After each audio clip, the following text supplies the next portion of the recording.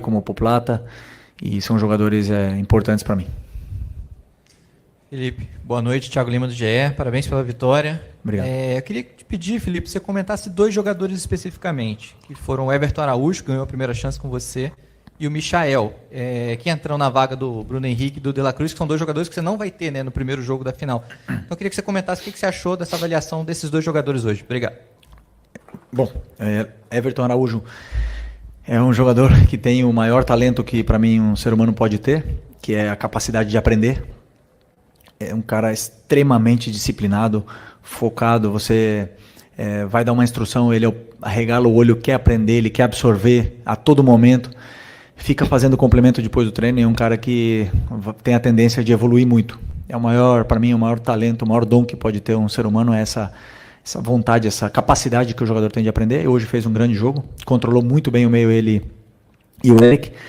E estou muito feliz de poder ter mais uma opção aí para volante. E o Michael, como eu falei no outro jogo, um cara que é fundamental para a gente, muito importante, teve uma lesão muito grave e hoje fez um jogaço, constantemente criando perigo, tanto na ponta como por dentro, atacando o espaço. Um cara que tem finalização, tem gol, ele tem números, e recuperar a forma física depois dessa lesão tão grave que ele teve é muito importante.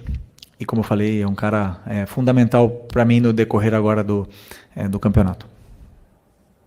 Felipe, boa noite. Guilherme Xavier da Trivela. Queria te parabenizar pela vitória, porque foi uma vitória muito importante hoje para o Flamengo, diante de um empate do Palmeiras com o Fortaleza, o Botafogo também jogando no resultado, o Flamengo podendo se aproximar dos líderes, se mantendo no G4, e vocês têm um jogo importante quarta-feira também contra o Internacional, um jogo atrasado, um jogo que, querendo ou não, é um confronto direto ali. O Inter também está próximo das vagas da Libertadores, só que vocês têm a final da Copa do Brasil no domingo. Queria saber como é que está a sua cabeça com relação a preservar alguns titulares. Eu sei que você já comentou que não costuma preservar, mas a Copa do Brasil parece ser uma prioridade grande para o Flamengo, e o Flamengo já tem muitos desfalques, até jogadores suspensos hoje, como Léo Pereira e Arrascaeta. Obrigado.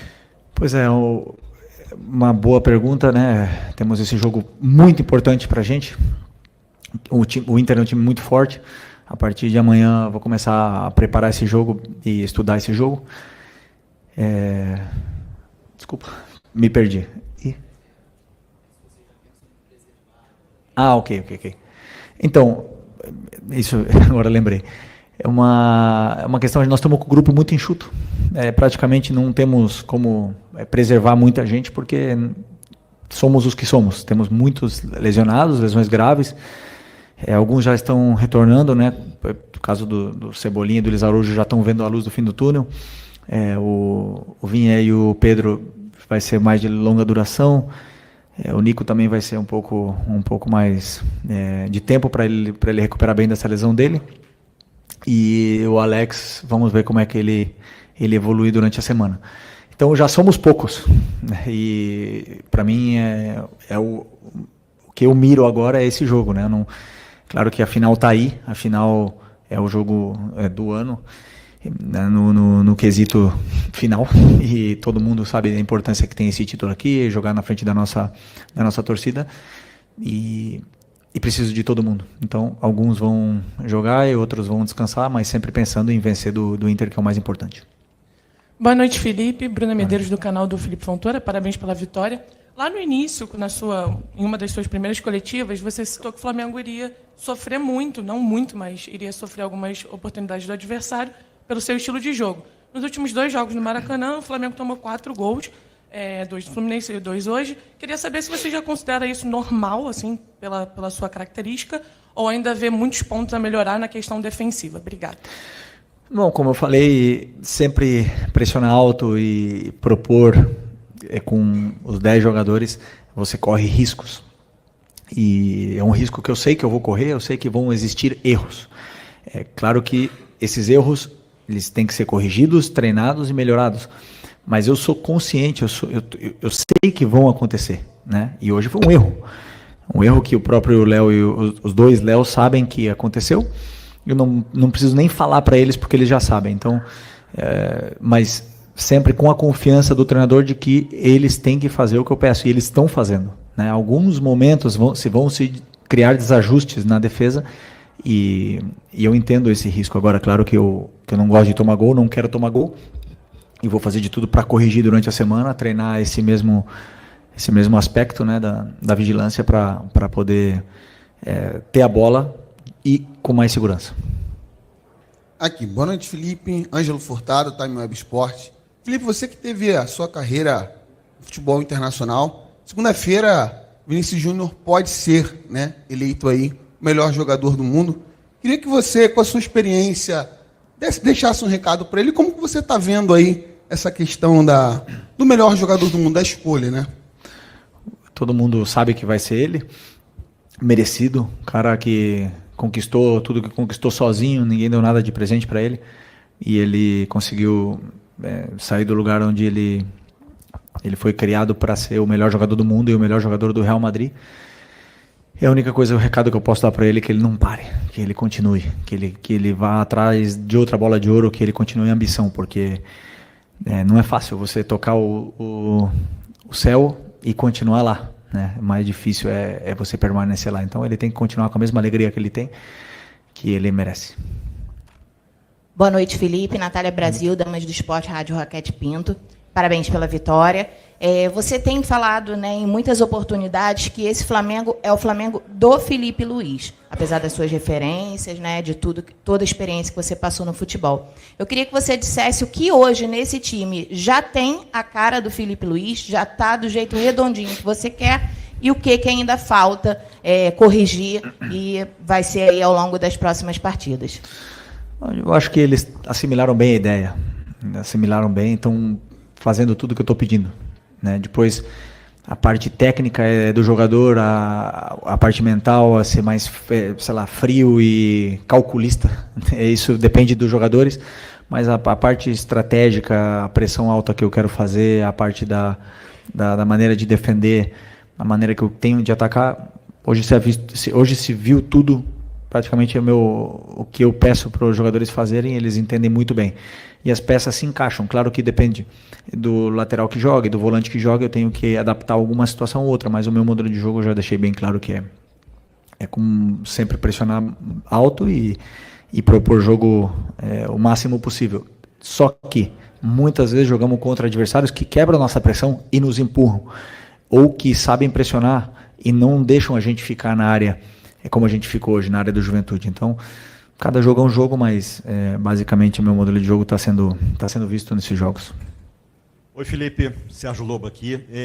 Eu queria estender um pouquinho em relação à pergunta que o Guilherme fez para você, relacionada ao jogo de quarta-feira.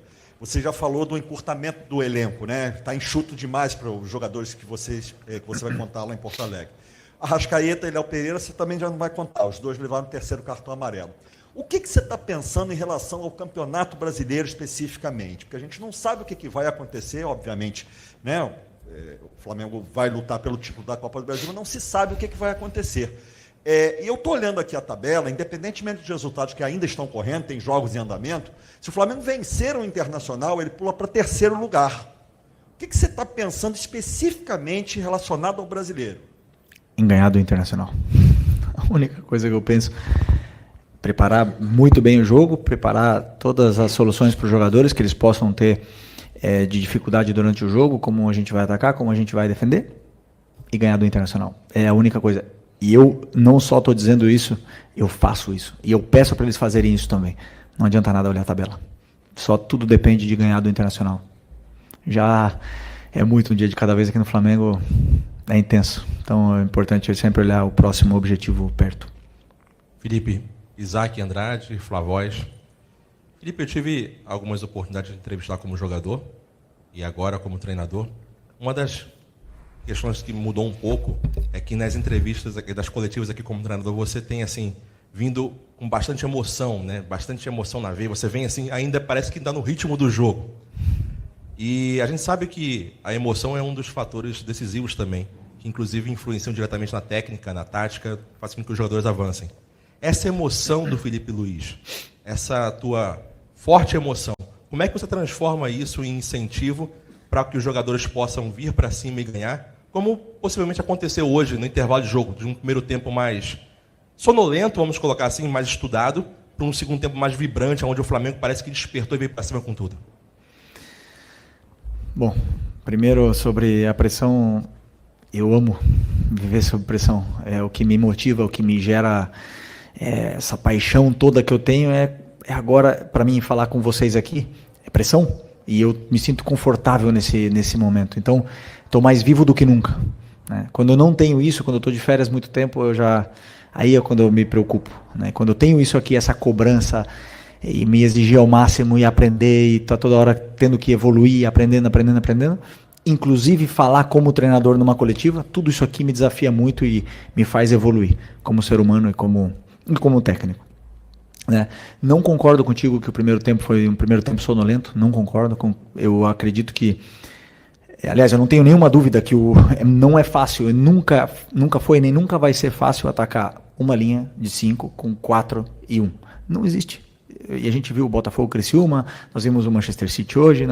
Não é fácil atacar uma linha de 5 com 4 e 1. E hoje o nosso time, o que fez? Empurrou o Juventude até a área deles. Eles ficaram defendendo em bloco baixo. O que a gente pode fazer? Continuar atacando, rompendo espaços, rompendo linhas, criando chance de gol para tentar vencer. É a forma que eu penso que eu estou mais perto da vitória. Se eu deixar virar o caos, esse ida e volta, não acredito que isso me leve mais próximo à vitória. Eu acredito que isso é mais um cara ou coroa, uma moeda ao ar, e às vezes pode cair do nosso lado e outras vezes do lado deles. Mas o que eu gostei muito do meu time hoje foi que fizemos um primeiro tempo onde empatamos, onde o time ficou. Em nenhum momento eu vi os jogadores ansiosos, em nenhum momento eu vi os jogadores acelerados e desesperados para fazer gol de qualquer jeito. Todo mundo se manteve na posição e na função que eles tinham no campo, e as jogadas naturalmente iam fluir. O adversário também cansa, o adversário tem que correr, também concede erros e chances do mesmo jeito que a gente, e conseguimos aproveitar, né? E não é fácil, como não foi na Copa do Brasil pro Corinthians contra a gente. Não é fácil, nunca é fácil atacar uma linha de 5. Boa noite, Felipe. Léo José, do Coluna do Fla. No meio de semana você utilizou o Alcaraz em uma das formações ali, né, do meio de campo, fazendo treinamento junto com o Everton Araújo. E agora no jogo de hoje, quem começa é o Pulgar e o Everton Araújo. A questão é, o Alcaraz, para mim, na minha visão, no segundo tempo, ele entrou um pouquinho abaixo da rodagem do restante do elenco, né? Ele errou alguns pontos individuais que acredito que, assim, questão de adaptação, de entrosamento, ele vai melhorando. Mas a pergunta é, o que fez você, Felipe Luiz, escolher pela dupla de volante Everton Araújo e Pulgar, e não o Alcaraz e o Pulgar, ou o Alcaraz e Everton Araújo, por exemplo? Bom, eu não só testei o Alcaraz, senão que eu dou chance durante os treinamentos. Não há chance, senão eu crio essas relações durante os treinamentos para que eles vão se encontrando e vão conhecendo o companheiro que ele tem do lado, né? Então eu sei das características do Alan, conheço perfeitamente o Eric, joguei com os dois, joguei com o Everton também, e tenho o Charlie, o Alcaraz. O Alcaraz é um jogador super importante, é um jogador super interessante, 21 anos, tem muita força, tem tudo, e eu estou fazendo de tudo e estou dando todo o carinho para ele poder se desenvolver e se soltar e ficar tranquilo para que ele possa performar da melhor maneira. A minha decisão que eu tomei hoje, Eric e Everton Araújo, foi puramente estratégica em plano de jogo. Então eu não olho muitas vezes o que vai sentir esse jogador ou outro quando eu coloco um ou outro. Eu penso no que o adversário vai propor, o que eu preciso do meu jogador que eu vou colocar no campo. Muitas vezes é seu Alcaraz, e o importante é que eu posso contar com todos eles. Verdade que você falou que o Alcaraz entrou um pouco mais na frente, é a posição que ele mais talvez se sente confortável em jogar, jogando num 4-3-3, num passo mais à frente do que o primeiro volante, onde ele entrou e pouco a pouco, um jogador de 21 anos no Flamengo, a gente precisa dar carinho para ele, saber do patrimônio que a gente tem, valorizar ele o máximo possível para ele poder performar e a gente ver a melhor versão do Charlie aqui. Boa noite, Felipe. Bruno Castanha. Vou pegar um gancho na sua resposta de agora sobre a questão do Alcaraz. Você falou que ele prefere jogar um pouco mais avançado, né, esse meia. Você enxerga que essa posição é melhor para ele performar, em entregar, e acrescento também sobre o Plata. O Plata também é um jogador versátil, joga em mais de uma posição. Você tem escalado muito ele como um falso 9. Também você entende que essa é a posição que ele pode te entregar mais, performar, ou é pela circunstância agora? Obrigado. Desculpa, o Alcaraz ele não falou que ele prefere jogar, né? Eu entendo, por característica, ele tem a tendência a ficar sempre um pouco mais alto do que um volante mais fixo. Mas ele quer jogar em qualquer lugar. Ele não reclama nunca. Ele quer o que o Charlie quer é ajudar. E isso me encanta, né? Essa fome que ele tem, essa ambição que ele tem, e ele só vai crescer. Sobre o Plata, eu estou realmente para mim, ele compete em posição tanto com o Bruno Henrique e Michael para jogar na esquerda, mas sabemos que a melhor versão dele é na direita. Aí ele compete com o Gerson, que está jogando nessa função agora, e eu vejo ele como 9 porque ele tem muita velocidade, ele tem boa relação com bola, e ele ataca muito bem o espaço. Desculpa. E eu sempre tento dar minutos para ele também poder ganhar confiança, porque ele é muito importante para a gente. Hoje ele entrou, fez um jogo excelente. Mas ele sempre tem a tendência a tirar para a posição dele, né? Então, se eu coloco muitas vezes ele de 9, ele tem a tendência a voltar para a ponta. E isso se requer trabalho, se requer tempo para ele entender os movimentos, claro que um 9 de origem, de ofício, deve fazer. Então, mas isso o mais importante é que eu tenho aí os coringas à disposição. E eles aceitam jogar em qualquer posição para ajudar a equipe e colocam a equipe acima de tudo. Aqui, boa noite, Felipe. Vinícius, canal Vini Rubro Negro. Após o jogo contra o Corinthians, o Fabrício Bruno disse que iria conversar com você para tentar entender um pouco qual a ideia você tem para a zaga. Na próxima partida, o Fabrício Bruno provavelmente vai ser titular, porque o Léo Pereira tomou o terceiro amarelo e não joga. Queria que você pudesse falar um pouquinho o que você espera de um zagueiro para ser titular nesse seu sistema defensivo e como o Fabrício Bruno pode colaborar para o próximo jogo, por exemplo. O Fabrício, como eu falei nas outras coletivas, é um jogador espetacular. E para esses jogos agora, eu preferi começar com o Léo Ortiz e o Léo Pereira por uma questão também estratégica de plano de jogo. Contra o Fluminense eu preferi começar com o Fabrício por uma questão estratégica de plano de jogo e não errei. Ok? Não veio a vitória, mas o que eu vi do Fabrício me agradou muito. Eu já conheço ele também, não é novidade. E o Fabrício tá para ajudar também a equipe. Então sempre deixou muito claro isso. É um cara que, tanto ele como o Davi, sempre estão treinando bem, estão se esforçando, então ajudando a equipe do lugar que está tocando eles ficar agora, que não entraram hoje, por exemplo, mas ajudaram a equipe.